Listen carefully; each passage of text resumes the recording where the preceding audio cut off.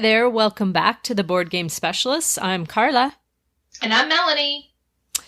And today we are talking about our top 9 games that are better than Yahtzee. But before that, I want to mention that we do have a sponsor.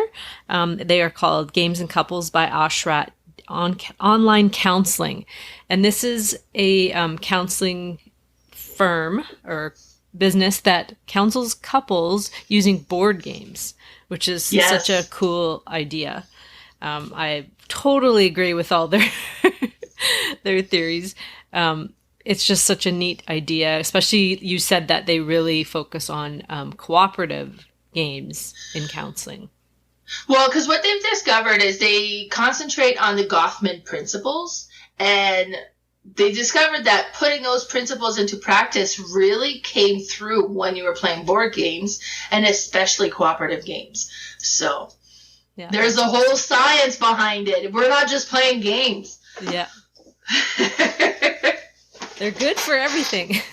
Right? The games just give and give. They do. They're the best form of entertainment. I'm convinced. Yes, I think so as well. Yeah. But before we get into our list, what have you been playing lately? Oh, yes. So, because I went to... I was on a vacation in Edmonton, and I decided I would go and visit every board games and every board game cafes while I was there. And turns out that's almost impossible because there's a lot of them. There's like a lot of them. Apparently there's more board game stores and cafes in Edmonton than there is in all of New York City. Somebody was telling me this. Oh so I visited a few. It's crazy, insane. Right? I know. So, but I visited a few, and I mean, I did play lots while I was there because I was visiting more. I did contact Roberta Taylor. Is like, would I have a play date? And we went to visit a board game cafe and played games there a lot. So, but one of the game I actually played with Lee while we were in the hotel is a game called Botswana. Have you ever heard of that one? Yeah, I have. No, okay. It's a Reiner Knizia game? Yes. Yeah. Yeah, so by Reiner Knizia. And, like, you open it, and there's a bunch of, like, plastic animals in there. Kind of like we you used would to buy have at as kids, like those little... Yeah, like that you would find, like, at the game store or whatever, like, just all these plastic animals. And there's, like, zebras and lions and rhinoceros and, like, all these animals. But it's like a stock game. I was so impressed with this one. I was so impressed with this one. Like, you have a deck of cards, and the cards will go from, like, 0 to 5 for each animals. And you shuffle these cards, and you just put so many aside. And I can't remember if it's, like, 9 cards that get put aside. So some cards aren't going to be in play. And then you shuffle between all the players, and you get your cards, and then you kind of look at what you got. And you can see the different animals, and you have the values on it. So on your turn, you're going to play a card, and you're going to draw an animal, any animal you want. So you just stack them in front of you, and you have all these big, chunky plastic animals in front of you. And then you start doing cards. So let's say I place an elephant with a value of 2, and I pick up a lion. Now, maybe I'm trying to pick up the lion because I can see the lion cards in my hand, and I have a lion 5. And 4 or whatever, and it's like, okay, I could get like a high score on line, that would be great. And you keep doing that. Now, if somebody else plays, and they play as well the elephant card, then they would put their elephant card on top of the elephant pile. And then the card they play becomes the new value, right? So if I had put a 3, and they put a 0, well, now elephants are worth 0. But ideally, that 0 would get replaced, so you're doing that and collecting animals as you go. But the game ends as soon as one of the animals have all 6 cards. So once an animal has collected all 6 cards, the game ends automatically. So even though I have the 5 in my hand, if I didn't play it, that animal is not worth 5. And I've been collecting all these flipping lions, and now they're worth 0, because that's the last card that I got. That happened, by the way. That was real life experience. So once it's done, then you stop, and you count the value of all the animals you've collected, and whoever has the most value wins. So it's super simple, but it is so satisfying to play with these big chunky animals, and and it works well. I like it. That's pretty cool for a stock game to work well at 2 people. Yeah, so I played at 2. I played it at 3. And I quite enjoyed it at all the different player counts. So I haven't played it more. Like, I've only played it at 2 and 3 because I've only played it twice now. I just bought this one. Did you get it in Edmonton at one of your thrift stores? No, I didn't. My friend who's moving overseas and he's selling his collection, he's a big Reiner Knizia fan, so a lot of the game were Reiner Knizia. And then this was one I was like, okay, sure, we'll give this one a... Yeah. We'll look at this one. And yeah, I am pleased. I'm glad I have that one. So that was one. Then when I was in Edmonton, I ended up spending one evening at Pimetaway Games. And we just played board games because you could walk in and there was like the storefront and there's all the games you can buy and there's a lot of games. But then you walk in a little further, there's a bunch of tables and they also have like private room tables with like fancy table games and stuff. So then we spent the evening there and just played games all night long. And one of the game that we played was Sansoucci. Sansoucci. Like Sansouci in French, like if you were going to cut into 2 words, would mean like without worry, which has nothing to do with the game. But with this one, it's like you're adding elements to your, I don't know, garden. Like it's not really a garden because it's like, I mean, like you're going to be adding different bushes. You're going to be adding, fountains, and you're going to be adding all these different things. And you're collecting the tiles, but what's kind of interesting is depending on where you collect the tile from, you have to put that in the row that has that, or the column that has that element. So it's a fountain, so it has to go down the fountain element. But you took it from the purple location, so it has to go in the purple row, and it has to go there. Unless that spot's already taken, then if it is, you would turn the tile over to its like construction side, and you could fit it in your grid, either along that row or that column, and fill it there. Now, the disadvantage of putting one of those on is that you can't send your little guy, because you have one guy for each row, you can't end your guy there. So you kind of create, like you can travel through, but they're not going to stop and visit a construction location. So they're not going to park there. And the goal is every time you move that guy down each column, when they land, you will score the level they're at. So it'd be 1, 2, 3, 4, whatever. And I think it goes to 7, possibly. So you would score that, but then ideally you want them to travel further down. And if they can reach all the way down, but they can never stop in another column. They can travel through other column, but they can't stop there. So it was a really interesting game. Carla, just being like all the tile laying, you would love it. Ooh. And I want this one now. I know Pimetaway said like they got sent this one as a demo copy, so they don't have them available for sale, but I think they're planning on bringing it in to sell. But yeah, Sansoucci. How do you spell that? Really Sansssouci. Sansssoi. Did you say? Ouci. Oh, I've seen this. Sansoucci, yeah. They had it at Wizard's Loft, actually. Oh, cool. Yeah, neat. I quite enjoy that one. It's an older game, right, that they remade? I think so. Yeah, I don't think it's... But yeah, no, it was a blast, and we had a great time. And then last weekend, I hosted the Acme Legion Game Day, which probably had the lowest turnaround or kind of show ever, because there was so much other event competing. First of all, it was the Calgary Expo. So anybody who's into comics and, superheroes are there. And then in Drumheller, they were doing a attempt to break the world record for most inflatable dinosaur costume in one area. And they ended up having over 3,000, and they did anticipate that because they were keeping track by handing out wrist bracelets, and they only planned 3,000 and they ran out, so they're trying to figure out the exact numbers now. But it was complete mayhem. So a bunch of people being that drum hall was like 40 minutes from me. So a bunch of the locals had gone to enter this, world record. But then tons of people from Calgary did. Like, people came from, all over the place to Drumheller too. It was like, honestly, looking at videos and pictures of my friends that were there, I'm glad I wasn't. That crowd would have drove me crazy. I did see some pictures, yeah.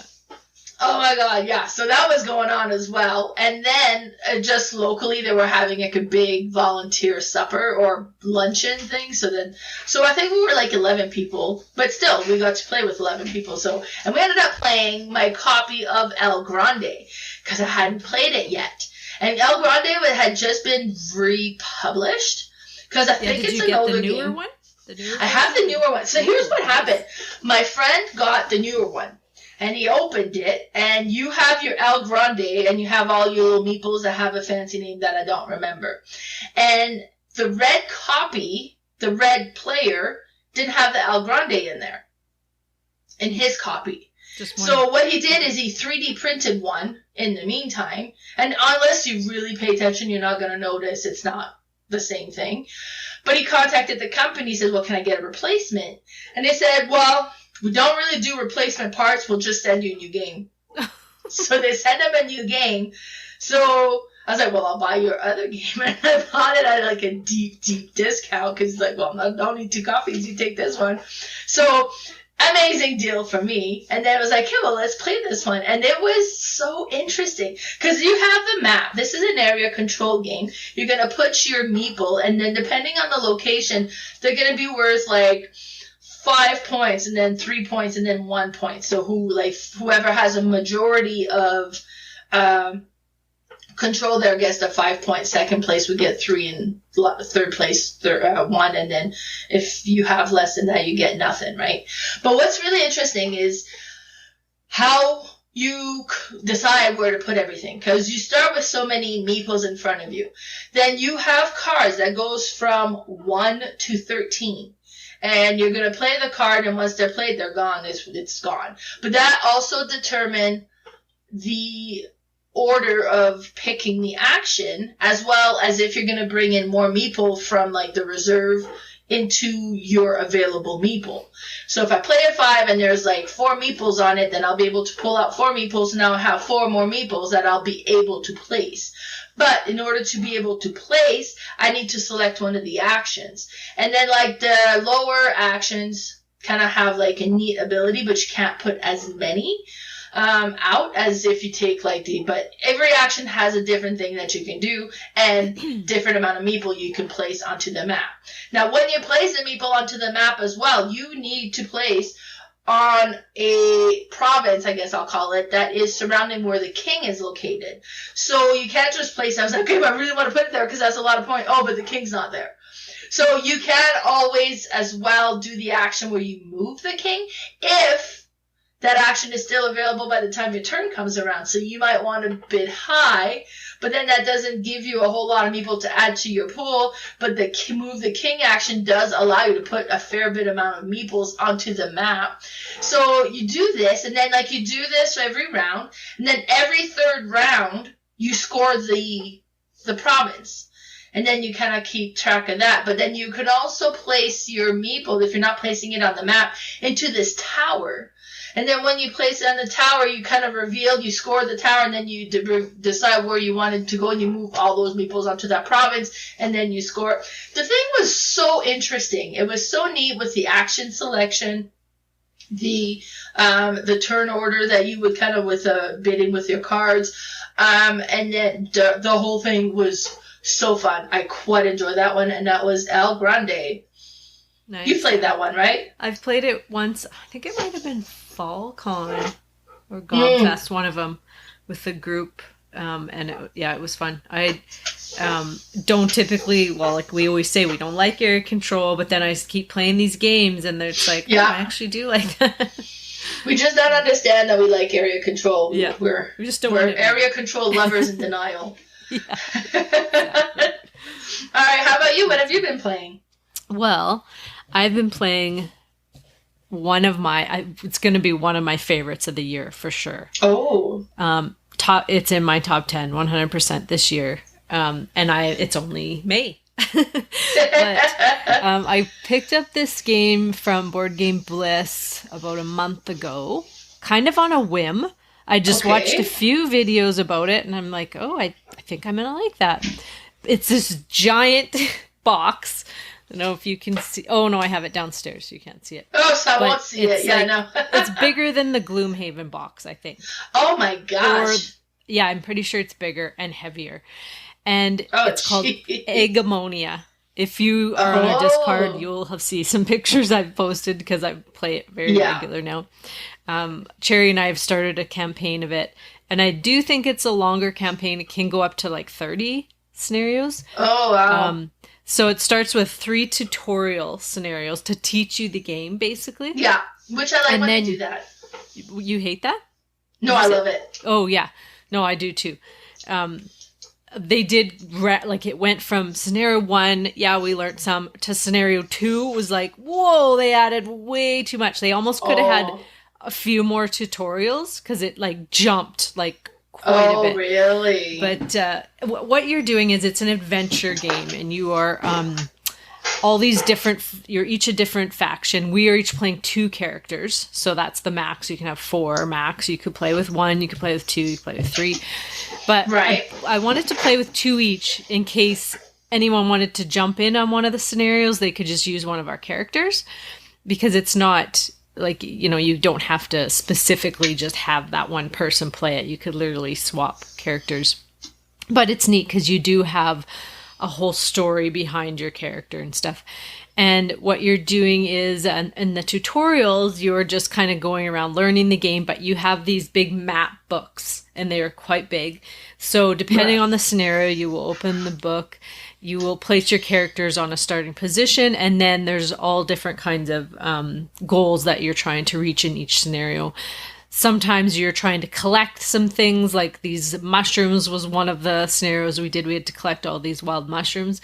But so how you're doing that is you're moving around the board, and then sometimes enemies will spawn. And so once they spawn, then you're also having to fight them. Now, how the actions work is you have this character board, and you start with these 2 actions that you can use, and you choose one in each round, and then you always have a maneuver action, which is a move or a recover. So if you get injured, it'll recover you. If you use your stamina, it will recover you. So how you're doing that is you have this little stack of chips, which is called your stamina, and you have to spend those for extra actions, or sometimes some of the enemies will take stamina from you. You can use them for some of your actual actions that you choose. They will have to have spent stamina. And then you will just take these chips and you'll take them off your board. Now, once you've spent all your stamina, you are exhausted. So you will try to recover before that happens. Mm-hmm. As you're going around the board and these enemies spawn, you will have to go into combat. And the combat is quite neat because you have these different dice that you will roll.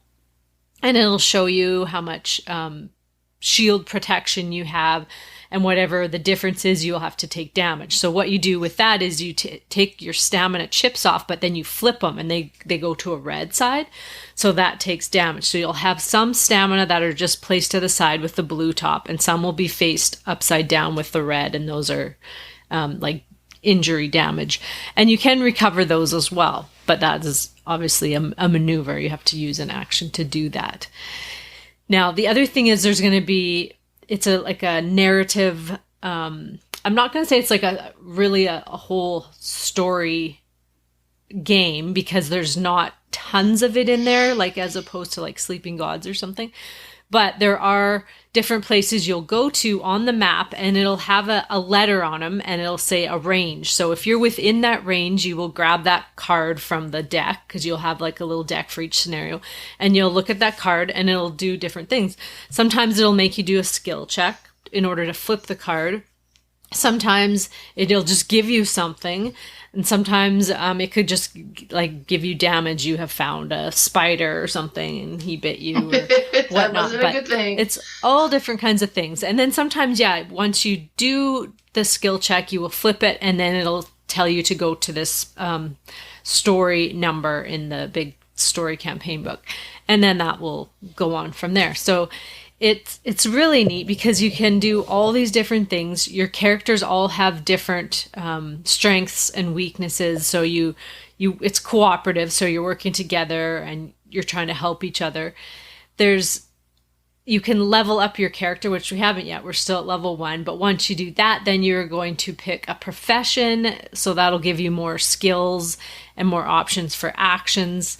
There's you have these little storybook in your character tray that in between each scenario, go back to the city and you will possibly recover an injury if you have one. You will do some work to get some money so that you can buy some weapons or tools or things that you might need.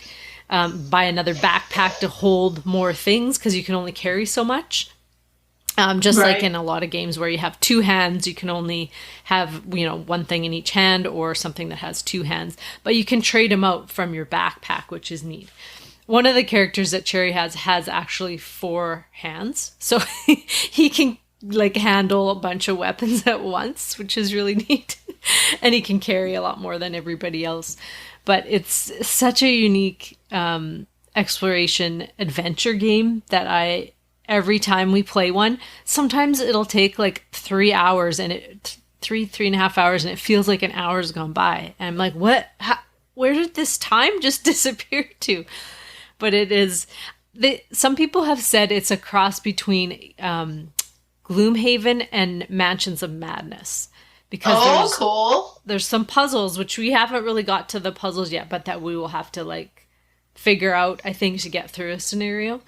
And it's mostly a fail forward type of game where, you could succeed in this scenario or you could fail. You still will carry on, but you will take that damage or whatever loss how you failed with you into the next one, which is nice. I'm not crazy about playing scenarios over and over and over. Right? That's kind of one of the things with Jaws of the Lion is kind of we got to try the rat again. It's, yeah. I mean, there are positives in that, whereas you'll kind of know, okay, I know what we could do this time, but there are going to be some in here that you do have to redo, I believe, but I think in the majority you don't. But it's just really neat. The minis that come with the game are these teal blue minis, which I just washed with the black so that you can see all the detail in them. Right. Because you know how I feel about the gray minis. I didn't order the big box of gray mini enemies because the standees are quite nice and I can see which ones they are when I'm looking. You can see the picture and then you just grab the actual pictured mini out of the box for that one, or not mini, the standee. So I'm happy with just having the standees. I do have the metal coins coming and the actual acrylic stamina chips, but it has been so much fun and it's sometimes hard. Our last scenario was so hard, it's still such a thinky puzzle. I totally recommend this one. I feel like this one is going to be climbing up on the BGG once people get playing it, especially lovers of Gloomhaven. It's just kind of Cherry's played through the Gloomhaven series and the Frosthaven, and I think she just said this is a modernized version of it. So just, they're just making things better and better all the time. And I didn't talk about the one thing, the skill check. So you use these dice and you roll them and they have on them a success on them, but some of them will have a spread out success where it just lets you get to roll another dice. It gives you one success, but then you get to add another dice to roll. And then some of them have a splay out of stamina. So you can spend extra stamina to get more successes. So you're just trying to, figure out how do I balance all my stamina in order to be able to get to the next scenario, because if we do have enemies and they're going to attack, it's going to be me. I'm closest to them. I need to keep enough stamina in case they damage me. And it's just really cool. It's there's not card play in it. it's mostly just, you're using your stamina for your actions and just wisely choosing what you do and what tools and weapons to use. But yeah, it's awesome, and I'm just loving it so far. Another one we played was an old Euro that we had got years and years ago. The last time I played it was before I actually was tracking my stats on BG. Oh, wow. Which was, and haven't you been tracking for quite a while? I think for like four-ish years. So it was before that we played it, but it's a game called Gentes, and it's spelled Gentes. Oh, I've seen that. Have you seen it? Yeah. And it's really unique. You are using time as a resource. So you all have these player boards with these villagers on them, and you have 6 different ones, and there's like a priest, a crafter, and so on, and they all have a spot that they go in, and so 2 will be beside each other, but they will be starting at the far ends, and you'll go all the way down. There's 6 in total, and as you add more of each of the character, you'll slide over to the right or the left, depending which side it's on, and once they kind of meet in the middle, you can't push them anymore unless you add one, then you would push the other one back. So if I had my, let's just say the priest was at 4, and then my crafter, I can't remember if those 2 are even together, but if that one was at 3 and I need another one, I'd have to push him over to 4, and then my priest would go back to 3. So you have to balance out your villagers, but what you're using them for is you're trying to build all these cards.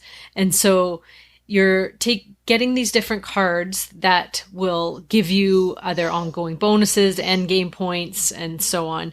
But you need certain amount of these people in order to build them. So if you don't have enough, then there are some little cubes that you can gather throughout the game that will manipulate, a temporary worker kind of thing. Now, by doing that, you're building all of these cards up.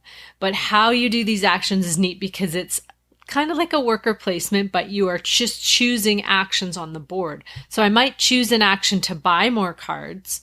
And so I'll pull that little square off. And then at the top of your board, you have this little timer track. So I will take the chip that I just picked and I'll put it up there. It's going to take up one of my spots. And then that chip also says you have to take 1 time. So I have to take this little timer and put it on there as well. And you only have about, I think you start out with like 6 open squares. So you have to try to use your time wisely there, because some of the actions that you pull off the board will take up 2 time. So then you're going to have to put 2 in 2 separate, or you can put 2 timers in 1 slot. And if you do that, the end of the round, you only get to take 1 of those off. So that other one is going to block a spot for next round.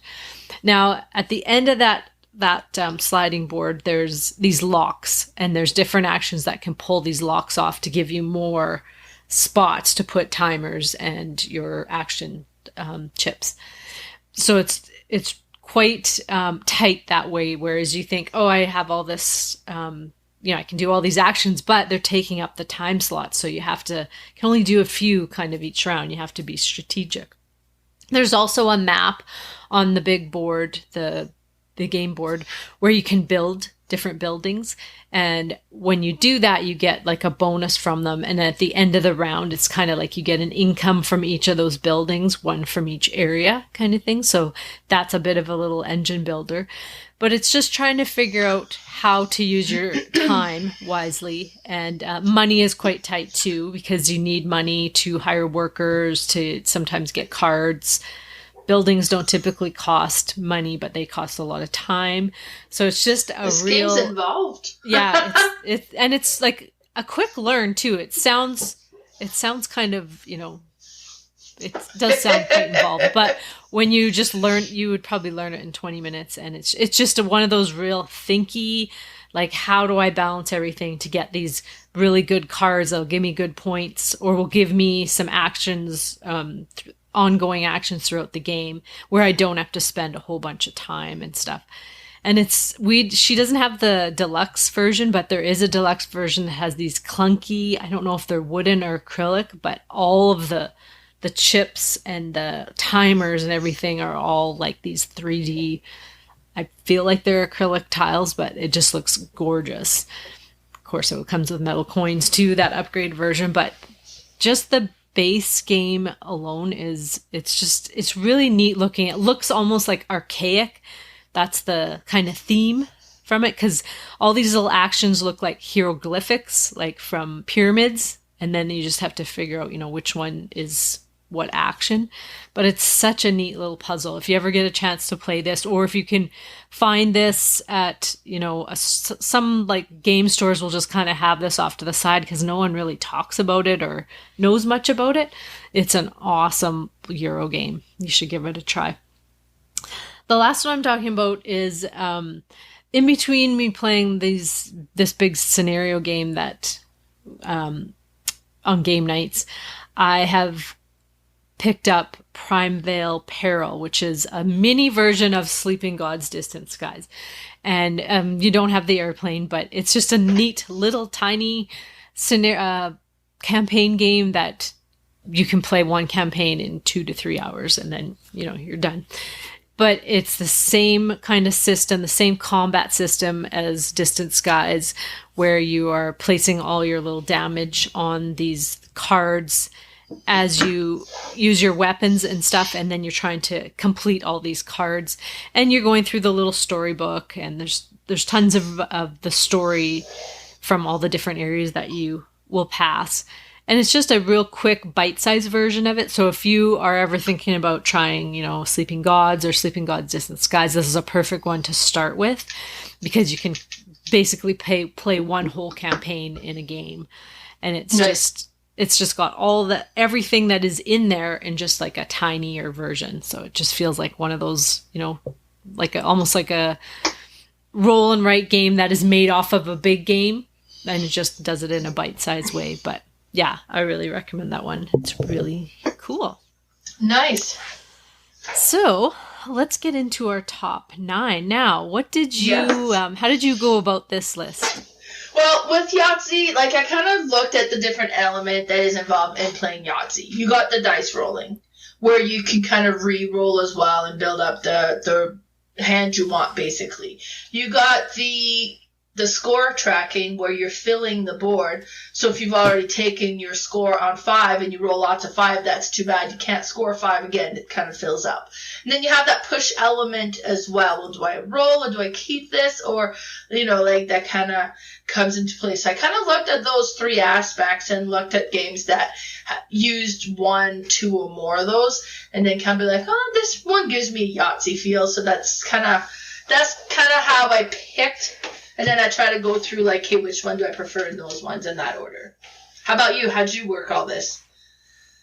So I went about that. I definitely I chose smaller dice games that kind of gave me that feel of, and time feel of Yahtzee, where, within a half an hour, you're rolling dice. Usually you're rolling it more than once, maybe 2 or 3 times to get a result, basically, is what I kind of went with. I have all games that I literally feel like are just different versions of it. Like everyone, a lot of people will say how Yahtzee is such a boring game, but I mean, it has been the groundbreaker for all of our roll and writes. Started there. Sure. And I mean, and people still play it to this day. Yeah, so. I'm someone who doesn't hate Yahtzee. I don't play it because there's so many more games that give me a better feeling, but I would still play it if somebody, was like, oh, I just kind of want to play Yahtzee. Sure, let's go for it. Yeah. So I had, just before you started, I did have an honorable mention I just wanted to mention, because of course you do. I had picked... I didn't put these games on my list, and they're all kind of a group of games. They might even be on your list, but I'm not sure if you played any of them. And they're called Chicken, Zombie Dice, and Alien Dice. And they're all kind of Zombie Dice. What's that? You've played that? I've played Zombie Dice, but yeah. So they all kind of do the same thing. I don't feel like they're strategic enough. Not that Yahtzee is a big strategic game, but it's mostly, you're just making one choice of what am I going to do with these dice. But popcorn dice could also be in there, and those are all the same, because you basically roll the dice and you choose which characters you're going to keep, and basically you're pushing your luck that you're going to get something better. They all kind of do the same thing, but they're all kind of a little bit different and kind of neat. So let's get into our 9. What's your number 9? So my number 9 is a push your luck game that has dice, and that's as close as it gets comparing wise, because with Yahtzee you're trying to get ideally like the most of one. With this one is you don't want to get a duplicate, and that's Trash Panda. So with Trash Panda, you roll the dice, and I think it might just be like one dice. But you roll the dice, and it'll be a symbol, and then you get you would push that token forward and say, okay, I'm activating this one. And that symbol is going to do an action. And you could roll the dice again to activate another symbol, and kind of keep going. Now, the more you go, the more actions you'll be able to accomplish this round, which is good. But if you ever roll a symbol that's already been activated, you bust, and you don't get to accomplish anything this round. And then with these symbols, like, it'll allow you to draw cards. It'll allow you to do different things, because you're all panda digging through the trash trying to get these treasures. And whoever has like the majority of a type of card at the end of the game get to score that card. But you can only count them if you've kind of, what is it called? Like, if you've created them, like you stored them. They can't be in your hand. But, so it's kind of a neat, like, the artwork is super cutesy. The cards are funny. Like, you have, like, ooh, it's a shiny, and it's like a bent up fork that got thrown out. Like, there are a bunch of different stuff like that. And it's hilarious. But it is kind of a neat, like, and you're playing, pushing your luck, rolling the dice, trying to activate as much as you can this round. And it was like, okay, I'm going to stop now. And I get to do these 3 things. So I get to draw those cards, and I get to kind of, there's a term, and that's going to bug me if I don't find it. What did they call it? They call it stash. Okay, I'm stashing these ones, and now that's in my hand, like, that's in my score. And then, but then there's like different cards. I'll be like, oh, you're doing this? Well, you can't, because I have the doggo card, or, like, so it is a neat, interesting game. And then just like the push your luck with the dice rolling kind of loosely has a bit of a Yahtzee feel. So that's my number 9, Trash Panda, which was published in 2017, created by Lisa and Michael Yescu. Neat. I haven't played this one. I think I've had it in my cart, in my Amazon cart at one time. It was super cheap, and then I never did it. I don't know why I didn't end up buying it. Sounds cool. Yeah. All right. My number 9 is called Dizzle, and it's made in 2019 by Ralph Zerlende. Now, this one, you use a whole bunch of dice. Depends on player count, but you all have these little player sheets that have these squares all over them, with some with different symbols, but they all have a dice pip on each square. So what you're trying to do is you can start anywhere on the board. You roll all these dice, and if you're the first player, you'll choose one of the dice, and you'll literally place it onto your board or your player sheet. And then you go around, and each player will draft dice. If it comes back to you, the only dice you can choose is something that is orthogonal to that dice you played on it. So whatever you have next to it. And so it'll go around till the end of the round. And then if everybody has, they're satisfied with what they have, then they'll pull those dice off and cross those things off on your player sheet. Now, on your player sheet, there's all kinds of different things. The game comes with, I think it's 8 different complete games of it. So like each player sheet is different, each game has a level. So you all play with the same one, but there's 8 different games in the box. And so what the kind of things are on there are some like puzzle pieces where you have to have both puzzle pieces, which are usually in opposite ends of your sheet, in order to get like a big amount of points. There are bombs, and if you are the first one to get that bomb, you cross it up, you will circle it, and everybody else will cross off that specific bomb, and it gives them negative points, gives you positive, I believe. There are gems that will give you points. And then there's also like the columns and rows. Most of them, if you complete a full one, you'll get big points. So you're trying to complete these columns and rows, get the gems, get the puzzle pieces, and then in the later on games, there's other things that you will like. There's like fish, and you can get food and a bunch of different things. So it's really neat. But the cool thing is, as you're drafting these dice, if it comes back to you and there's dice on there and you can't put any of those dice adjacent to what you have on your board, then you can either choose to stop, I'm fine with what I have, or you can risk it and take all the dice and re-roll them. Now, if you re-roll them, and there's a dice that you can place on your board, that's fine. You just carry on. But if there isn't, you have to pull one off your sheet and put it back there. And when it comes around again, you can possibly use it if nobody's taken it. But it's the cool push your luck in that where, you're risking getting less than what I already have on my board and not being able to score that. Whereas sometimes it'll come around and there's like 6 dice. You're like, well, for sure I'm going to roll something I need on my board, but you don't end up doing that. And it's really neat. And just the different amount of player sheets that come in the game.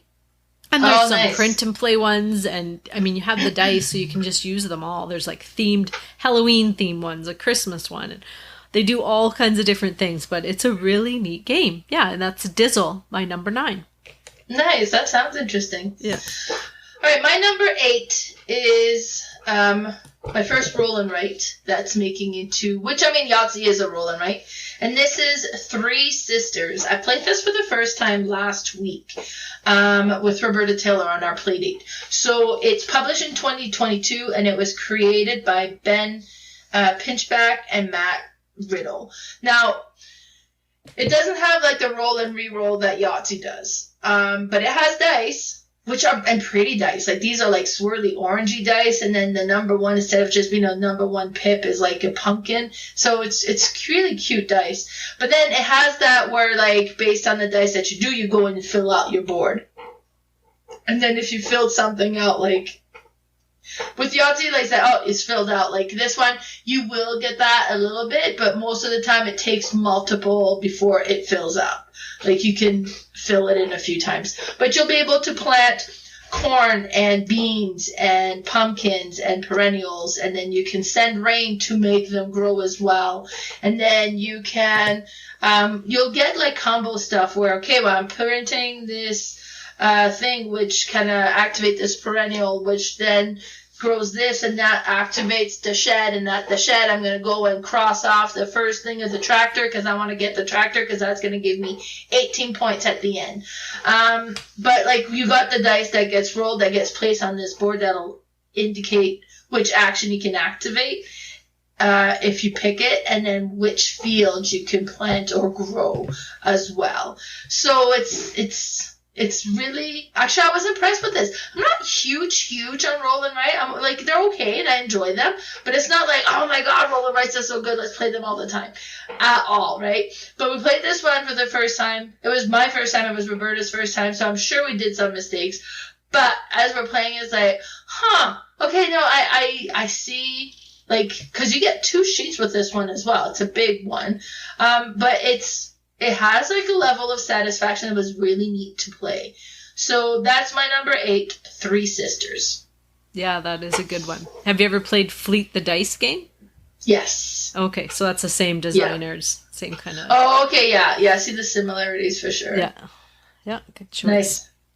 All right, my number 8 is called Bloom, and this was made in 2019 by Water Van Strijn. Now, you're going to see a whole bunch of German names in going down my list here, so if I get them wrong, this is why. But this one is a little tiny roll and write, and it's like they come in these little tiny boxes that have like a magnetic clasp, which I love, and all it is this little sheet of flowers, and it's a grid of flowers with like 6 flower beds, and they're all different colors, and you have different colored dice that you're going to use. It's very simple. You are just going to roll all the dice, and you're going to choose one of the dice. And so if you chose the pink 6, you would choose a clump of pink flowers if you can find them. Now, there is no actual clump of pink six pink flowers. So you'd have to go less than that. You could either go less and find the clump that's less, or you can actually find, say, like I can find 4 pink flowers, and then whatever's next to it I could circle as well. But I'm going to get some negative points for not satisfying the customer because they wanted all pink flowers and I gave them 5 pink and 1 green. So, but I did end up circling another flower, which helps out with the end game. So you continue doing this, and then how it will work is you are trying to kind of get all of one color of flower, and they are all over the board, so you can't just do them all in one area. The first person to do that is going to get to circle the higher number in that pink flower row. You're also trying to complete flower beds. So you have these like 6 flower beds that you're trying to complete. The first person to complete 4 of them will end the game. And that's all you're trying to do, just trying to roll and complete these flower beds, complete the colors of the flowers as much as you possibly can, get the highest points possible, and satisfy as many customers as possible. It's a very simple game. You can do a re-roll if you like. If it's 2 players, you're going to get to choose more dice each round, and there'll just be less rounds. If it's more players, you'll just choose 1 each, I believe, and then you'll just have more rounds. But it's just a simple little game, but really pretty, bright colored dice. And that's my number 8, Bloom. Very nice. So Bloom with the B. Flowers, Bloom. At first I thought you were saying Gloom. No. I was like, there's no dice in Gloom. All right, my number 7 is High Score, which was published in 2021 by Reiner Knizia. And this is like an interesting one because it's a push your luck. But every time you play each round, the rules are different because you'll flip over a card and they'll tell you what the value of the dice are going to be. And it also tells you what your reroll options are going to be. So either, you can reroll up to 3 times, but you have to reroll all your dice. You can't carry some over. And some, like, okay, you can reroll twice, but you have to keep a dice each time. Or, like, you can reroll, but you have to keep a dice each time. And everything like that changes a little bit. And then you have, like, okay, these are all worth, like, whatever pip is on the dice. Or these 1 scores, but 6 are negative. So you don't want to roll those, and you want to reroll them if you do get them. And so the rule changes all the time. And then you're going to take your dice and you're going to roll it and then see, okay, so based on this is what my score is. You could stop there and take that score, or you could, do the reroll that's allowed to use. Like, well, that was pretty bad, so I'll reroll. And you kind of follow that until be like, okay, I've stopped. This is the score I'm keeping. And you move along the board to show the score that you're getting. And everybody does their turn on that same rule card for this round. Then whoever got the highest score gets like a 3-point token. And second place would get a 2, and then third place would get a 1, and so on, depending on the number of players, of course. And then you go and flip the next rule card. So, okay, so now this time it's this rule, but this time you have to do this for rerolls and stuff, right? And then you do this again. And, it is just so neat because it is Yahtzee in a way, but it's like on steroid, right? Like and it changes each round and you're kind of pushing, but it is so neat and satisfying to play. I quite enjoy this one. I bought this when I was traveling in New Brunswick. And I was like, okay, well, I'll bring some games home, but and I did buy a lot of games, but it has to fit in my luggage, right? So this one is nice and small, and I've played it a few times now since, and it's just a neat, enjoyable dice chucking game, and it just kind of keeps you on toes. Okay, what am I trying to do this round? Okay, I'm gonna do this. Okay, I can do better, and you re-roll and you get like a much worse score. It's like, oh, I should have stopped, So it's a neat, interesting game. So that's my number 7, High Score. That's my number 7 as well, High Score. Oh, no way, that's hilarious. Yeah, I like this game too. It's a perfect rendition of Yahtzee, I think, with like a whole different twist on it. The cards change it up so much. But it's equal for everybody, so it's really cool. I love it too. Yep. Nice. First crossover, and then like exact crossover. I like when that happens. All right, let's see if you are meshing with me with my number 6 then. My number 6 was by far my most played game until Love Letter took over. And it's because it's such a quick, easy game to play, and that's Roll For It. And you can get like different copies. There's like the red box one, there's a purple box one, there's like you Roll For It Deluxe, which I wouldn't mind getting someday, but I have the purple box one, and then you open it and have these tiny little dice, and you get 6 dice of one color, and the version I have is all like pearly dice, and then we have like the whites and the green and the blues, and they're so pretty. And you have cards, and you'll shuffle the cards, and you reveal 3.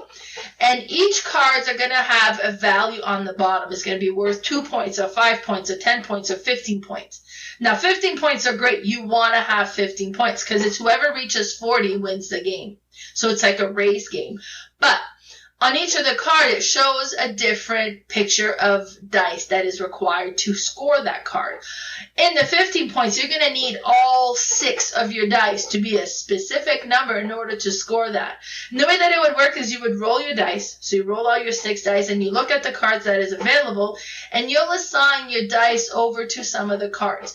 Now, if you're going to assign to the 15 cards, you better not assign dice to the other one because that card's going to need all 6 dice in order to score. So you don't want to assign too much. But it might be easier to do, like a 10 point that requires 4 dice. So be like, okay, well, this one requires 2 2s and 2 5s. I have a 2 and a 5, so I'll put those there, and they're parked there. Now, you can, if you want, call back your dice. But if you call back your dice, you got to take all the dice of all the cards that are in play. So if you've assigned to a few, you say, oh, but I'm really close on that one. But I'm really not close here, and I want to recall my dice. Then you got to take everything back. So, and then you would like, okay, I'm parked there, so that's my turn, and people keep going. And then on your turn again, you would roll the rest of your dice, trying to get the rest of the numbers you need to score that card. Now, other people in the meantime might be assigning their dice to the same card, and if they score it first, then your dice gets returned to you. You get no points, and then new card comes out, and then you keep going. It is a simple game. It is 100% completely pure luck driven game, but it is so neat and so satisfying. And as I mentioned, this was like, until Love Letter dethroned it, this was my most played game ever, and that's Roll For It. Yeah, that is a good one. I didn't actually make my list, but it is definitely a good substitution for Yahtzee. My number 6 is a game called 21, and it's made by Stefan Bendorf and Reinhard Stope. Now, this one is another tiny little roll and write, just comes with like these little cards. I only bought the cards because I have so many dice that you don't need. Okay, yeah. You don't need to have another. I mean, I guess I could have the box. Also, I couldn't find the game. It's impossible to find, but you can somehow find the refill of cards. And so what is just this little player sheet that has different colored dice in strips. So it goes from highest to lowest. So it might have a 6, 5, 4, 3, 2, 1. It might just have 5, 2 4s, a 3, 2 3s, and a 1. And they're all different colors. Now what happens is you have a bunch of dice that you roll, and everybody in that round can choose as many dice as they want to use. Now you all have different sheets. But what happens is if I grab a red 6 and my red is an actual 6, I get to cross that one out, and then there's a little box next to it. I get to check it off because I put the exact number in there. I might have a green 3, but on my player sheet it says a 4. So you can always put something less in there, and you'll cross it off, but you won't get the check mark for having the perfect number. Now, you can't put anything higher. So say those were the only 2 numbers that I could put on my strip there, because each line has 6 dice. So then next round we'll roll, and there's yellow 4 and I have a yellow 5, so I can check off the 4 because it's lower. I won't get the extra check mark because it wasn't the perfect number. But then I'll carry on. I can use, there's a 1, a white 1. I can use that. Now, say I've completed a line, because you can't go on to your next line until you complete the top one. So you complete it, and then you will add up all the points. You get certain points for the ones you've completed, and extra point for the one you did exact, and then you'll put your score in the little spot beside it. Then you carry on to the next row. Now you might be on a different row than somebody else because they, could only get one number last time. You can choose to just cross one out and get nothing just because you want to carry on down to the line, because the game will end when somebody has completely finished it. So somebody might just have been getting the perfect rolls and like cruising down, whereas you're still stuck on row 3. Now it doesn't sound like much, but it's quite puzzly because you're trying to figure out, how do I maximize this while looking at everybody else to see how they're doing on their sheets, because they have different sheets than you. And so, theirs might have worked out better for them in the top rows, but now as you're getting to the lower rows, the die are working out better for you. It's just a neat little thinky game. The box will actually it's very simple. It's a yellow box with like a bright pink 21 on it. If you ever find this, I don't know that you can buy it new anymore, but if you ever find it used, or you can just order the sheets. You can even print them out. I think there's if you go on to the Board Game Geek page for them, I think you can even just print out some of the sheets. It's just cool. A really cool little tiny roll and write, and that's my number 621. Cool. My number 5 is the last roll and write I have on my list. And this is Corinth. So Corinth is published in 2019, created by Sébastien Pochon. And this is one that you could actually find at the liquidation store for a while there anyways. Still there. And still there. Yeah, so that's a steal if you get it there. But it is a neat game. And this might be, I don't know if it is, but it's one of my favorite roll and writes. And what I like about it is you have all of these different dice. First of all, the dice pips are little diamonds, and right away I like that because they look different. But you take all the dice and you roll everything on your turn, and because you take turn being like the active player, so you roll everything. And then you'll sort the dice per pip, so all the ones together, all the twos together, and so on. Then the lowest numbered pip dice you've rolled goes at the bottom of this little scale, and then the highest one goes at the very top where the gold is. And then for anything that you rolled in between, you start from the bottom and you start stacking up. So if you roll from 1 to 6, you're going to have everything filled in. But the section number 5 is not going to have dice there all the time. And then if you are able to, because the top one gives you gold. So if there's 5 dice there and you take that, that's going to give you 5 gold. And that's great. You would mark off the gold. The gold you can actually spend to add extra dice in your roll, and you would have like these golden dice or these yellow dice that you can roll as well. And it's only the active player that's able to use that, so that's neat. Then the bottom one gives you, I want to say donkeys, but is it donkeys or is it? Yeah, it's donkeys. It's donkeys. Okay, yeah. So it gives you donkeys, and you would roll that up, kind of mark them on there. Then in the middle, from like the location 2 to 5, depending on what you roll and how many dice goes there, you would be able to go and cross off these kind of like building these shops in the different merchant areas from 2 to 5. Now, as I mentioned, since 5 is not always going to have a dice assigned to it, it's going to be less likely or not as often that you're going to be able to cross off in the 5 area. But if you can, they're worth so much more points, so it's worth doing it. But then at the end, you're just going to tell it what you filled in, right? So if you filled 4 squares in this area is going to give you 4 points. But then if you completed a couple of buildings, then that gives you bonus points, and you tally everything up. And then at the end, if you haven't spent all your gold, you get to kind of trade so many gold for points, and the same with the donkeys. But then you can also spend gold and donkeys together to get these special ability location. That's going to give you different things you can do. And there's also in the top corner like this little map that you can walk around in, and where you land, you get to activate what's on there. And the more you go around, the more point that's going to be worth as well. It's just a really neat, super satisfying, and the fact that it's so cheaply available, I think everybody should own Corinth in their collection. I quite enjoy this one. And that's my number 5, Corinth. Yeah, that's a good one. I don't know why I didn't include that one on my list when I was figuring out games, but yeah, good choice.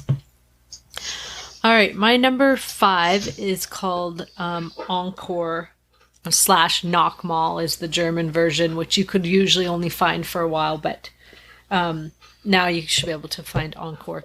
Now this one is just another little roll and write game with a grid of colored squares, and then there's letters on the top and the side, and then all you're doing is rolling. I think it depends on player count, but you have different amount of dice, and you will roll some that just have color spots on them, and some will have numbers, and you will roll them, and then you will choose a color and a number. So say I chose a pink and a 4, I would have to cross off 4 pink connected squares. And so there's so it's a grid of, let's see, there's 8 by about 20, so 8 down and 20 across. So you're trying to kind of spread out from the middle, because you are trying to get as many colors. Again, you'll score if you have all of one color, but you want to get the columns and the columns as much as you can. So you want to spread out, but you also want to try to like complete columns as you go from the middle, because you always start in the middle and then you go out to the side. Now on these squares are some stars. And so if you don't cross off the stars by the end of the game, and they're scattered all over, so they're not all near the middle, some are right out at the end, so you do still want to get out to the end, they will be negative points. Now, one of the dice pips on one is a joker, on one of the color ones and on one of the number ones. So if you happen to roll question mark, you can use a joker dice, and you can make it any either color or any number that you want. Now you have I think it's 6 different options for choosing a joker, because you can cross that off. So you have 6 times you could use it. If you don't use them, they're worth points at the end. So it's just a little strategic grid game where you're rolling dice and trying to choose, because when the active player will choose a set of dice, and then whatever's left is what everybody else gets to choose.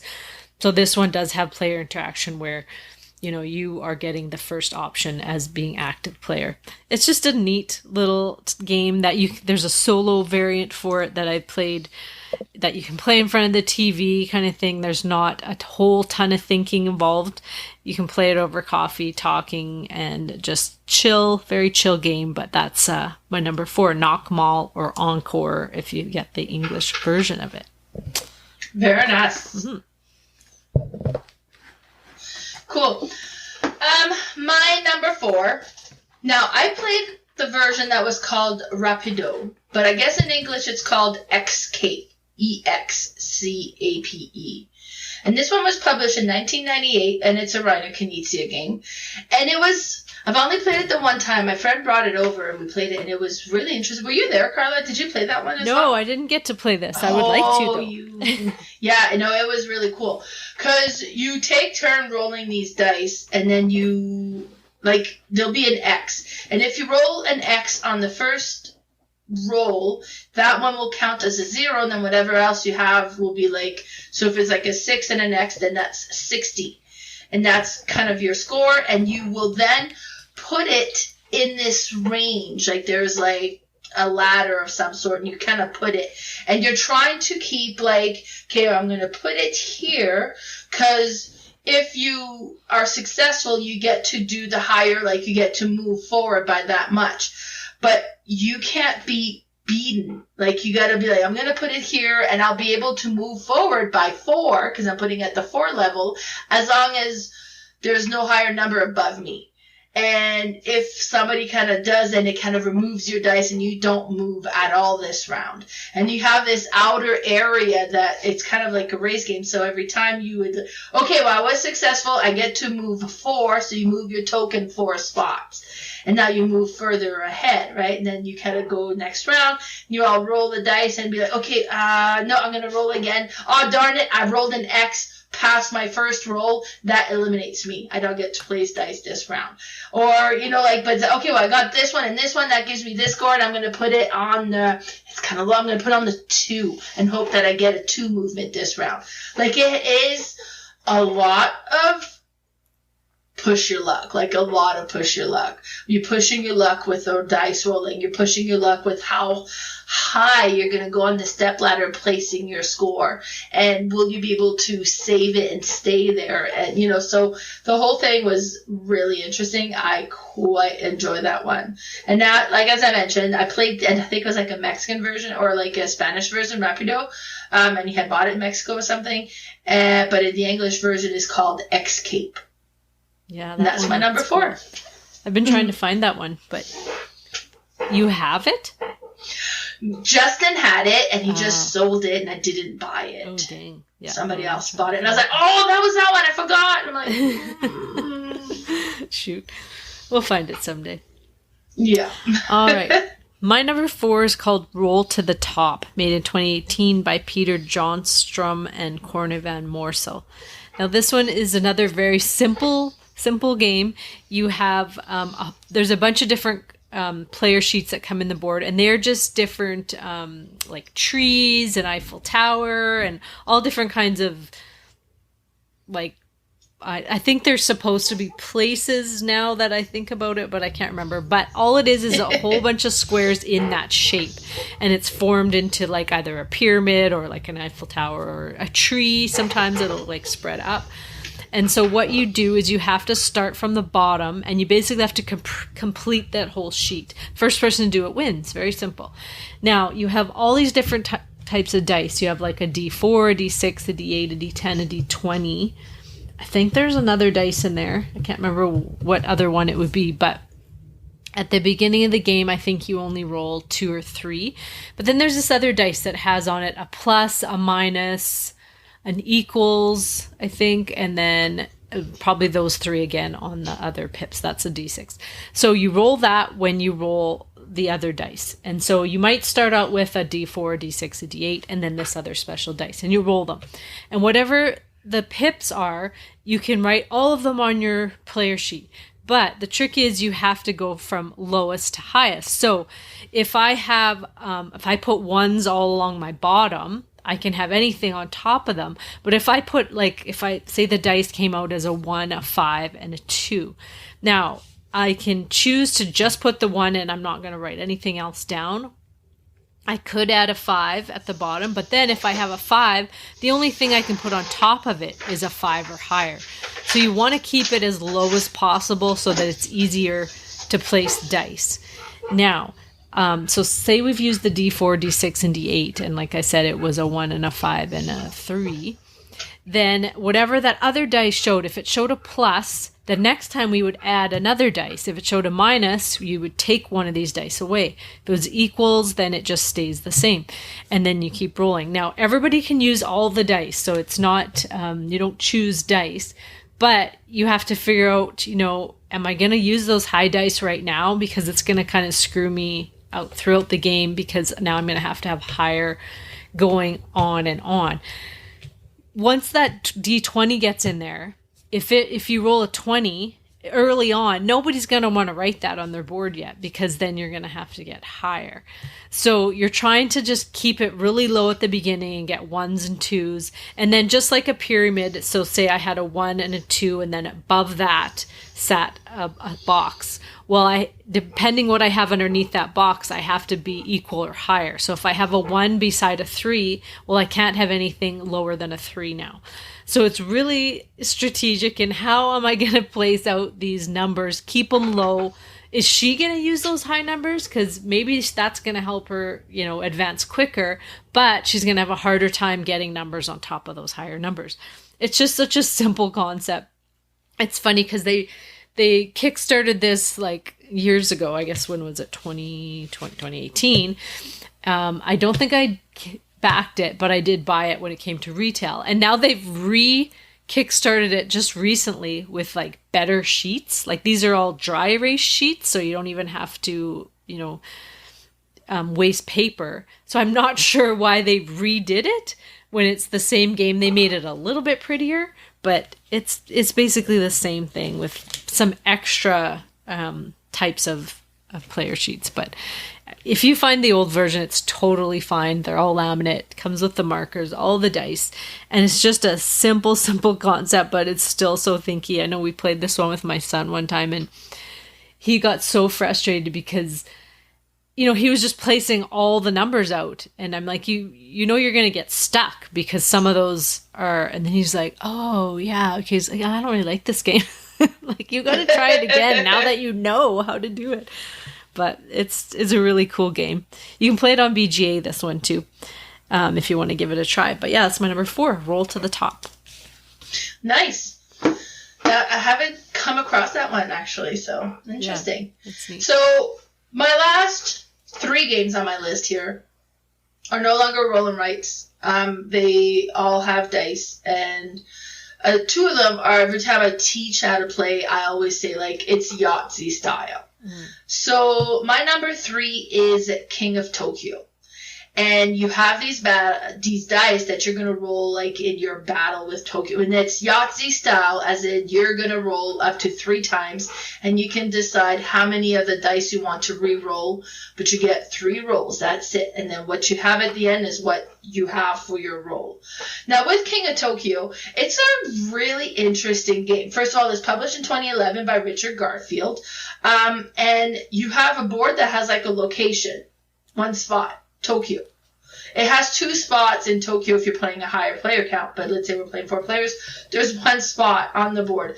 And you're either on the board or you're off the board. That's as simple as that portion gets. And then, so you roll the dice, and the first one who will roll a claw, they move into Tokyo. So your monster now is in Tokyo. And you have a health of 10, and there's 2 ways to win this game. Either you're the last player standing, and your monster is the last monster left, then you win the game, or you reach 20 victory points, and then you win the game that way. So if you're in Tokyo, it's great. Moving into Tokyo will give you a victory point. Starting your turn in Tokyo, because you stayed in Tokyo this whole time, gives you 2 victory points. So that's great as well. Now, when you're in Tokyo and you roll the dice, if you roll a heart, heart will heal you, but not if you're in Tokyo. You're too busy destroying the city. You can't heal while you're in Tokyo. So keep that in mind. If you roll like claws, that means you attack the other monsters, and then whoever's in Tokyo will hit every other monster. If you roll 2 claws, every other player that's not in Tokyo takes 2 health of damage. Then you have like numbers 1, 2, and 3. And if you get 3 of a kind, you get that many victory points as well. So you're trying to kind of have a way of collecting more victory points as well. So if you roll like a 4th one, then it's going to be that number plus 1. So for every extra one you roll, you would get like a plus 1 to your victory points. Then you can also roll little lightning bolts. If you roll a lightning bolts, you will get to collect an energy cube for the number of lightning bolts that you have. And eventually when you have enough energy cube, you can go and purchase these special ability cards that will allow you to do something they all described on the cards. Then if I'm in Tokyo and I get a hit, now my health is down to 3. And I'm getting nervous because every monster that takes their turn while they're not in Tokyo, if they roll claws, they attack the person in Tokyo. So I have a lot of potential attacks coming up. I'm down to 3. I'm nervous. I move out of Tokyo. Whoever hit me has to move into Tokyo. So they get the 1 victory point for moving into Tokyo. Now they also can no longer heal while they're there. Now I'm out of Tokyo and my turn comes around again. And if I roll hearts, I can build up my health again. And once I'm build up again, then maybe I'll want to attack and then move me back into Tokyo, and then I'll be fine with it because I'm healthy again. It's just such an interesting battle game. It's super simple.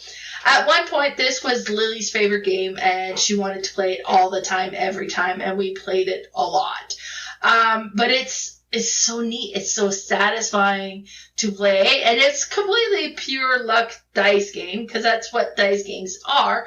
But it's neat, and then like the artwork is so cute. You could be like Cyber Kitty, or you could be like the penguin from space, or you could be like a mechanical Godzilla, or different things like that, right? So that's my number 3, King of Tokyo.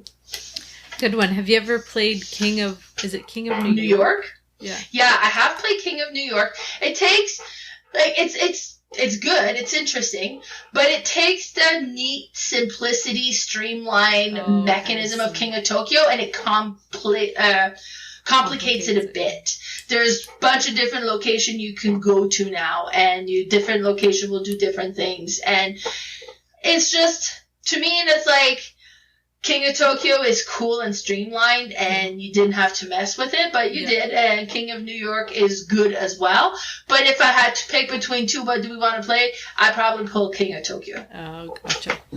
Yeah. No, I haven't played King of New York, so I was curious what the difference is. Awesome. It's more gamey, I guess, right? Yeah. So, yeah. All right, my number 3 is Harvest Dice. Now this one is it's a tiny roll right again, but you are rolling these vegetables, and they basically are just these tiny red, orange, and green dice. They're D6s, and the red are to signify tomatoes, the green are to signify lettuce, and the orange are to signify carrots. And you have this little grid of a 6 wide by 3 long. And all you're doing is you will roll all these dice, and you will at first choose one of the dice depending on the color. So if it's a red 5, you will look on your grid, and on the top there's a numbered 1 to 6. So the left is 1, and then it goes 2, 3, 4, 5, 6. So I could put that 5 tomato on anywhere in that 5 grid. So I can put that there. Then everyone will choose a dice. It'll come back to you, and you will choose another one. And now I have to put it next to that. So now that say it's a 4 orange, well, that'll work because I can put a 4 next to a 5. But if it wasn't anything that I could actually put it next to, because that's my only dice that I have out there, or the only thing I have marked in my grid, then I have to just take base. I can't use that dice, but I can, whatever pip number it was, say it was 4, I can cross off these little circles in my little piggy box there.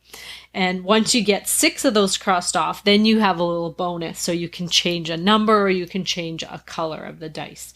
And so you're just trying to fill up these grid with as many as possible. Now it has a little bit of an economic flavor to it, because at the end of the round, there's going to be 1 dice nobody used. And whatever color that is, you're going to cross off one of those little circles in the color crate. So there's a carrot crate, a lettuce, and a tomato. Now, once one of those little crates gets filled, that's going to, I believe, end the game. And that will be the one that is the least profitable. So the rarest one, of course, the one that is least used, is going to be the highest number, or the highest point value. So once you've completed this grid, and say there was the least amount was tomatoes, and you had lots of tomatoes, but you would actually get like big points. So you're trying to figure out how to put in this tiny grid, because it's only like I said, a 6 by 3, as many as you can, but you also have to connect them, because remember, you can only put next to something you've placed, and to use your little piggy points really cleverly. It's just a very simple little game, but it's really cute. And we just always came back to it when we were in our roll and write phase. It always seemed one that would pop up, and it seems silly, but it's just really cute. It has a cute little box cover with a little farm and a farmer. Oh, that is cute. There's a little garden and a little pig patch there. But yeah, that's my number 3, Harvest Dice. My number 2 is another one that now you can find at the liquidation store. I did not buy mine at a liquidation price. I did get a deal on it because it was secondhand, and it was at the Gobfest flea market a couple of years back. And it's one of those that I opened the box and I squealed out loud because the components are amazing. And that is Kero. So Kero is published in 2018 by Sean Fletcher and Prospero Hall. Now, I understand Prospero Hall got bought out and kind of got dismantled now, though.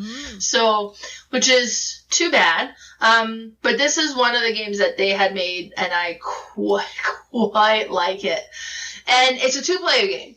And it's steampunk theme, and there's, it's like post-apocalyptic, so there's very little resources and everybody's fighting over them to be able to accumulate and get stuff. And kerosene is a very precious commodity because that's how you're going to be able to run your truck to go out into like the wasteland and try to find these things and make your way back. So you want to be careful with your kerosene and not waste it. And then as you're out there, you're going to try to create different things. So everybody has this little tanker truck. And the tanker portion is actually a sand timer. And the sand in there is your kerosene. So as you go out into this wasteland, you put your tanker truck on its back and the sand goes away. You're spending fuel, and then you have these dice and you roll the dice, and you can roll as often as you want, and you try to do this as quick as you can to get the combination that you want to be able to either go and acquire one of the cards or to claim one of the locations. And you don't claim the location, but to put one of your guy in the location. So, because at the end of each round, there's like an area control. And if you have the most control on one location, you get to claim that location. But you're doing this as fast as you possibly can. And then if you roll a fire, well, fire kind of locks your dice. You can't re-roll it anymore. And then, oh no, there's like, I just need one more of this symbol. And it's, okay, I'm done. And then as you're done, you put your thing down, so you quit spending fuel, and then it's like, hey, well, I got the resources I needed to get this card, and it's great. This card is going to give me so that I always have one of these symbols now going forward, so I don't have to roll it on the dice. It is, I mean, it gets your heart pumping, right? Like, it is nerve-wracking. Then if you start getting low on fuel and there's almost nothing left in your sand timer, because if you run out of fuel, you're done. Like, you didn't accomplish anything that round. So be like, okay, well, I'm going to need to spend one of my jerry can to refill my tanker truck. So then it was like, okay, so then when I'm refilling my tanker truck, I'm going to take my tanker and put it on its nose so it refills the sand timer. While I'm doing that, the other player takes all the dice and they're rolling, trying to get all flames. And as soon as they get all flames, you're done. You're filled up. You cannot, and that's the fuel you got. So it is such a really neat, interesting game. I absolutely love this. And you can find this one at the liquidation store. And I'm like, okay, we need to go and buy a few copies because I'm gifting this one for Christmas because it is so good. And I did that for Christmas last year. I gifted a few in my board game baskets. And that's my number 2, Kero. Yeah, really good choice. I didn't think of this one either for Yahtzee, but it totally is a dice chucker with added Euro components to it. Yeah, it's really neat. All right, my number 2 is Piraten Kapern, and this was made by Ham Sheffin, and made in 2012. Now, I grew up playing 10,000, or Farkle is the actual typical word for it, which is basically all you need is, I don't even know how many dice are involved, but you just roll a bunch of dice and you were trying to get 1s and 5s, or to get a bunch of one number. And all you're doing is trying to get to 10,000, and you would go around the table and just all roll these dice. Now this one adds like a twist to it. These are custom dice that have gold gems on them, blue gems on them, anchors, swords, skulls, and then either monkeys or parrots. And what you're trying to do is the same kind of thing. There's another version called Greed, which is the same kind of game. But this one is so neat because it adds cards to it. So you are rolling all your dice on your turn. And as soon as you get skulls, you have to put them aside. You can't, they're locked. And if you have 3 skulls, you bust. Unless you roll more than 3 on your first turn, then you're going to keep rolling to take away points from another player, which is neat. That's another twist on it too. But if you have not rolled more than 3 skulls, then you are playing for yourself and trying to gain points. So you're trying to basically go for one of the type of things you rolled. Either you're going for all swords, all gold, all blue gems, or all monkeys or parrots. Now, you're going to draw a card each round. Now, that card is going to give you, most of the time, an ability, like it'll give you 1 extra gold or 1 extra gem, or it'll make the parrots and monkeys the same so that you can roll as many of the different ones and they count as one type of thing. You might have the pirate, or is it the pirate that the captain, I think, he doubles everything that you do. You might have a treasure chest where you can actually store things on there. Even if you bust, you'll still get to score the things you've stored on your treasure chest, which is 1 per roll. You might have these ships. Now, these ships will have different amount of swords on them. And if you don't roll that amount of swords, it's going to be, your whole round is going to be negative. So those are kind of tough to do. And sometimes you'll pull a card that starts you with 1 skull already, or a card that starts you with 2 skulls already. Those are not helpful. But as you're rolling, you can roll as many times as you want, as long as you roll at least 2 dice. So you can keep rolling until you've either busted or gotten to the score that you want to get. And if you get a bunch of one thing, it'll be higher points. The gold and gems are always worth an extra 100 each one that you roll. So if you rolled, say like 6 gold, you'd get the, whatever it is, 1,000 plus 100 for each one of them. So it just adds a little twist to the old game that we used to play. And my husband loves to play this every time we play games. I know this is the one he wants to play. Nice. But that's my number 2, Piraten Kapern. Very neat. My number 1 game is probably the game that I play the most that has like that Yahtzee battle style, and that's Dice Throne. So that's my number 1 too. Good. Is it really? Yeah. Nice, because you hadn't really played Dice Throne until like fairly recently. Yeah, but then my whole family loves it, and I love it too. And that's what the thing with Dice Throne. It's such an easy one to get to the table because it's easy to play, but it's very satisfying to play, and it appeals. And now I have pretty much everything. So I have Dice Throne Season 1, the Battle Chest. Season 2, the Battle Chest. I have X-Men. And I have Adventures, which takes Dice Throne into like a dungeon crawl. Now, I said X-Men, but I meant Marvel. Yeah, I was X-Men is coming out. Right. And they have missions, which is kind of like the dungeon crawl, but for like the superhero version of it that is coming. And I don't have those backed yet, and I probably will end up getting them eventually. But I was like, okay, like I have a lot of Dice Throne. How much Dice Throne does one girl really need? Yeah. And so, but it's just so neat. The artwork, first of all, is beautiful. The first one was published in 2018 by Nate Chatelier and Manny Tremblay. And Manny's artwork are just unreal. So artwork is beautiful. Each character have their own unique character, their own unique dice, their own unique abilities.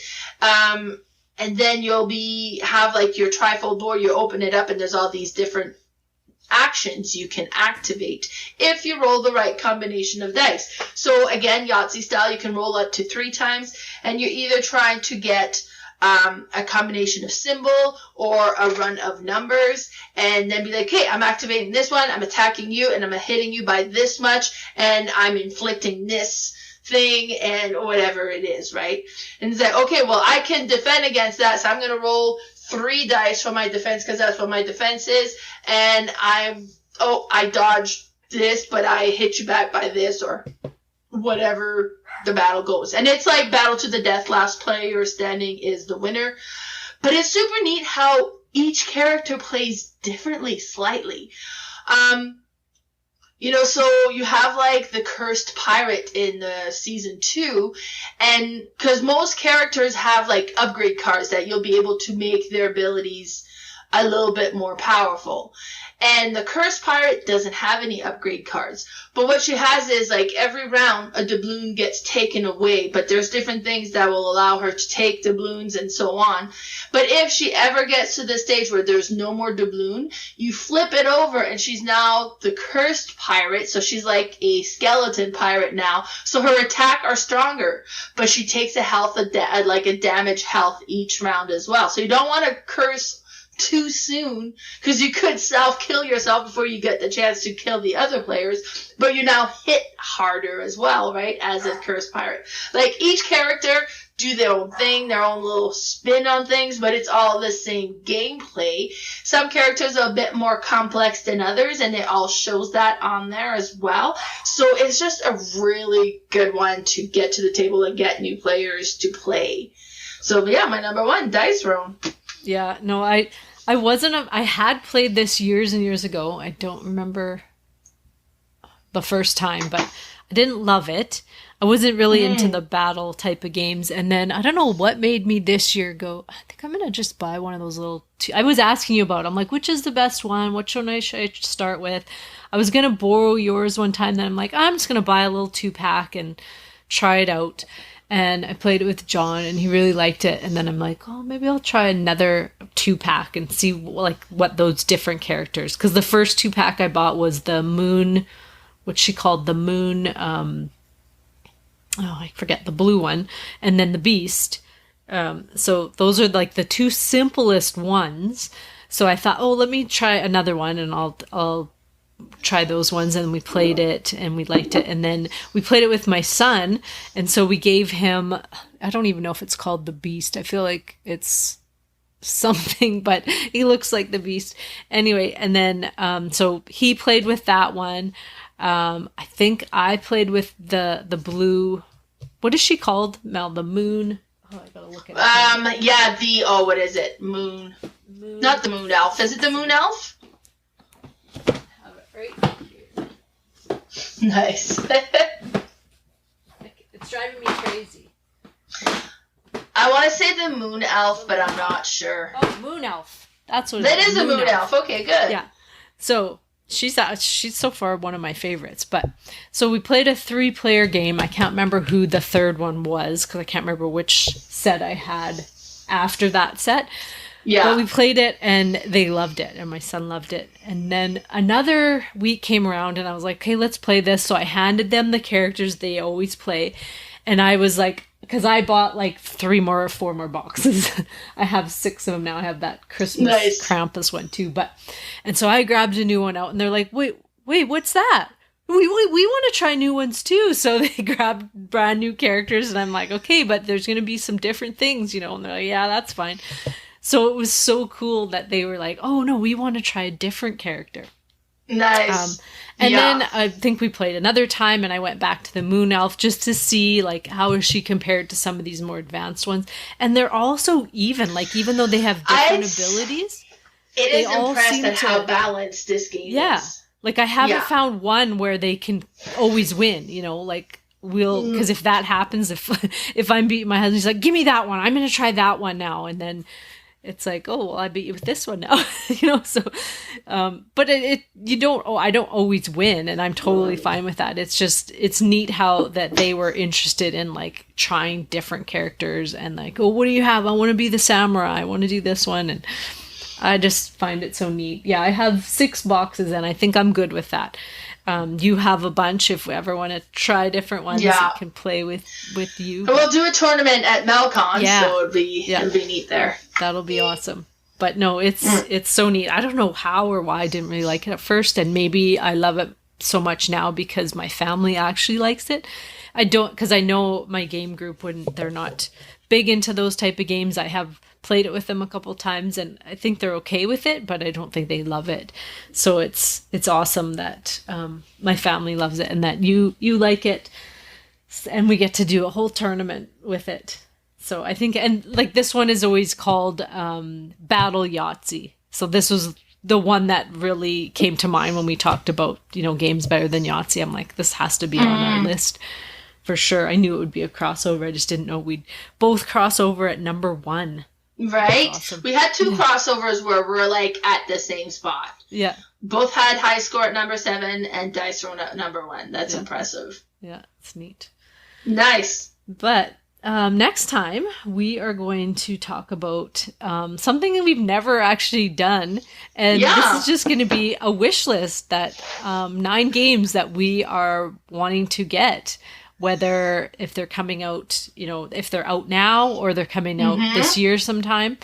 Hopefully this year sometime. This will be what we are hoping to get at some point. And it'll be interesting to see. Because I figured we were talking about, okay, what do we want for our next topic? So, Mother's Day. I was like, this one might be past Mother's Day. We're both mothers. Yeah. And then our birthday's coming up, and we share the exact same birthday. And I was like, let's combine 2 to do like a wish list. What does Melanie and Carla want for board games? Exactly. We always talk about what we've played, but not about what we want to get. So so that would be interesting. I have to kind of start shopping. Yeah. And then see, like, once the list is made, how many actually just showed up. So, we'll see our top 9 wish list. I'm excited for that one. And it was funny because we were talking about it, and then I was just still kind of, like, writing down my list, and Carla started it already. I already got a whole bunch. Started her wish list already. One that you just mentioned today, I wrote on this list, so you'll have to see. Did you? Yeah. That's funny. That's funny. I wonder which one it is. You'll have to see if it'll make a big list or not. But that's neat. All right, so that's great. So be sure to tune in for that. For sure. But until then, we have a Discord, so follow along. We have the link down below or on the little what's it called? Our little link. It'll be in the comments below. In the comments, right. So we have that. And where can people find you? So I am on Instagram as Mel's_boardgame_room. I also have a YouTube channel called Mel's Board Game Room, and my Facebook page is Mel's Board Game Room. Plus our Discord. Be sure to check us out on the Discord. We've been really active there. Carla plays all the time, and she's been actually posting a lot of pictures of all the stuff she's plays. So that's been really neat. How about you, Carla? Where can we find you? I'm at Boardgame Specialist, all one word, on Instagram. And then at Facebook, I have a page called Red Deer Board Game Fanatics. And so I've had 2 days where I have played no games. Now, I don't think I've had that in probably like a year almost. I don't know. I'd have to look back. But there was 2 days. And that is only because golf has started. It's golf season and gardening season. And I was doing a whole bunch of yard work, and I was golfing in the same day, and then the next day was the same thing. So it felt very weird, me not playing a single game in one day. And then yesterday, I was so busy with work. I was working a split. I played 1 game. So it just felt so weird. So I don't know. My stats are going to be going drastically down. I've been basically at around 200 every month, and now we'll see what happens in the next few months here, but so stay tuned for that, and check out our Discord because we post a lot of pictures. You post a ton too, playing games, your collection, your newcomers, and all that kind of stuff. But it's bad. My collection right now, I have 4 bags, like huge bags full of games that I took to the Acme Legion game day. And my shelf don't look empty. They still look super full. And I still have to unpack those because I'm going to have a game day here on Tuesday. And I was like, I need to clean this up and put them away. So that's probably what my weekend plan is going to be. I need to clean up my game room. Yeah. Nice. But it's crazy. Okay, well, until next time, thanks for listening, and bye for now. Bye, everybody.